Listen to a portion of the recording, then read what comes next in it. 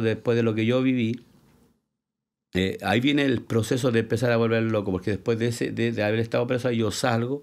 O sea, se disparó, lo atrapa la policía, lo meten preso Sí, y luego vuelve a salir otra vez. Sí, ahí estuve casi 2 años más, condenado a 7 años, salí bajo fianza mientras se dictaba la sentencia en la Corte Suprema.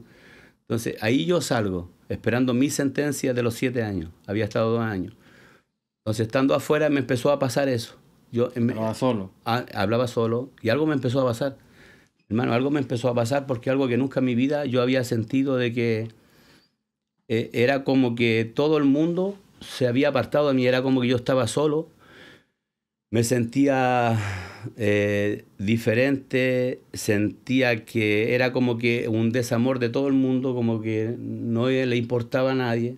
Podemos llamarle como un cuadro de depresión, pastor. A eso iba a llegar. Después yo entendí que eso era depresión. Que en aquel momento no lo entendía como depresión. Claro. Creo que ni existía ese término. Sí, porque yo quería suicidarme. Yo me ponía pistola en la cabeza. Miraba alguna viga para ahorcarme. Entonces, y era desesperante, ¿verdad? Que era desesperante, era terrible. Entonces, me recuerdo ese día que llegué a la casa de mi esposa llorando. Yo hice sufrir mucho a mi mujer, a mi mamá. Entonces ese día dije, ya, aquí yo termino con esto para que no hacer sufrir más a los que amo. Entonces, lo único que uno escucha una voz que uno piensa que es uno, pero el mismo diablo hablándote y diciéndote, no sirves para nada. Hace sufrir a tu familia, quítate la vida, mátate.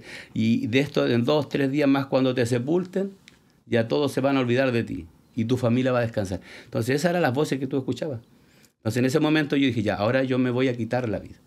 Entonces, cuando yo me iba a matar, yo escuché por primera vez la voz de Dios, sin conocer quién era Jesús, sin conocer quién era Dios, ni menos Espíritu Santo. Entonces, en ese momento, yo escucho a Dios que me dice, no lo hagas. Lo único que yo, no lo hagas. Entonces, como yo escuchaba voces, esa voz fue diferente. ¿Entiendes? Entonces, yo salgo de donde estaba, que era la casa de donde estaba mi esposa, en la casa de mi suegra, y me voy donde una tía, que es cristiana. Entonces, yo la llamé en ese momento, un día de madrugada, y ella sale y me ve y se asusta por la cara que tenía. Y yo ese día le dije, no doy más, no puedo vivir más, no quiero vivir más así. Por favor, ayúdeme. Y ese día ella me dice, siempre recuerdo, me queda mirando y me apunta con el dedo y dice, Cristo murió por ti. Y el Señor te ama. Y el Señor te quiere perdonar. Y esa palabra entró a mi corazón. O sea que justamente cuando estaba en ese momento crítico, ¿no? De decidir por su vida prácticamente, en una madrugada, llama a su tía y usted, Dios le habla, ¿no? Y mire, pero lo que hablábamos antes de comenzar, ¿no? Cómo Dios le habla a las personas de diferentes formas, ¿no? Cómo usted conoció a Dios de diferentes formas. Claro. Y qué bendición de que justamente en ese momento, por el propósito y el plan que Dios tiene para su vida, Dios lo llama, ¿no? Y usted con su... Porque vamos a ponerlo de este punto de vista. Si usted en ese momento, usted endura su corazón, no me estuviera contando este testimonio el día de hoy. No estuviera aquí. La gente no lo estuviera viendo, no estuviera escuchando el testimonio de Jaime Rojas. Pero usted abrió su corazón, escuchó una voz audible que le decía no lo haga, y usted entiende que no viene ni de un demonio ni del diablo, sino que viene directamente de Dios. Claro, porque era diferente. O sea, las voces que tú escuchabas eran voces, no sé cómo explicarlo, pero eran unas voces de pánico, voces de susto. Pero esta voz fue diferente. No lo hagas. Entonces, claro, yo bajo. Por eso yo siempre digo, a mí nadie me predicó. Dios llegó ese día a mi vida. Yo lo único que hice, lo que dices tú, yo abrí mi corazón y fui a pedir ayuda para que alguien me ayudara.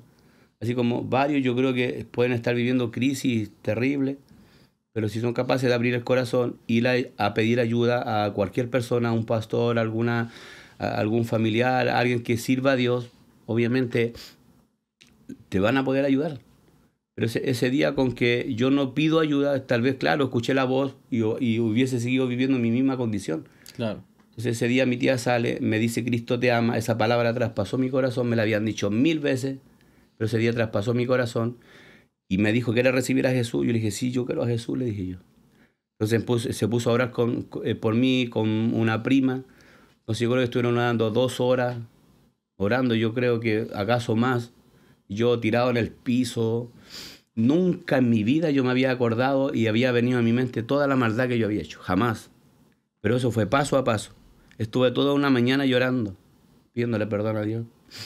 Porque no sabía lo que había hecho, de verdad. Son momentos que pasan en tu vida que no sabes cómo pasan. Entonces, después que yo conozco a Dios, salgo corriendo a avisarle a mi esposa, a mi mamá, que yo había recibido a Jesús, pero nadie me creía. Nadie me creía de lo que Dios había hecho en mi vida. Nadie. Entonces yo empecé a ir a la iglesia y todo el mundo te miraba. Era como que, no, ahora sí que está loco, mira, va a la iglesia. Después me regalaron, me recuerdo cómo era en la iglesia pentecostal, me regalaron un terno, una corbata, una Biblia. Entonces yo me iba a la iglesia feliz. Yo escuchaba a la gente cuando murmuraba, cuando yo pasaba, y decía, pero no me importa. Que diga lo que diga la gente, ellos no han vivido lo que yo viví, no saben lo que es sufrir. Entonces, claro, al llegar a la iglesia, la gente que me recibió, las ancianitas que eran de esa iglesia, entonces me amaron, me abrazaron. Yo nunca había sentido el amor de alguien hacia mí. Entonces ese amor me cautivó. Y eso es lo que yo le digo a la iglesia. Le digo, cuando alguien nuevo llegue, abrácele, como que si le conociese de toda la vida. Porque ese abrazo es el que marca a la gente, ese abrazo es el que marca a las personas que sientan un abrazo de alguien que nunca lo ha visto.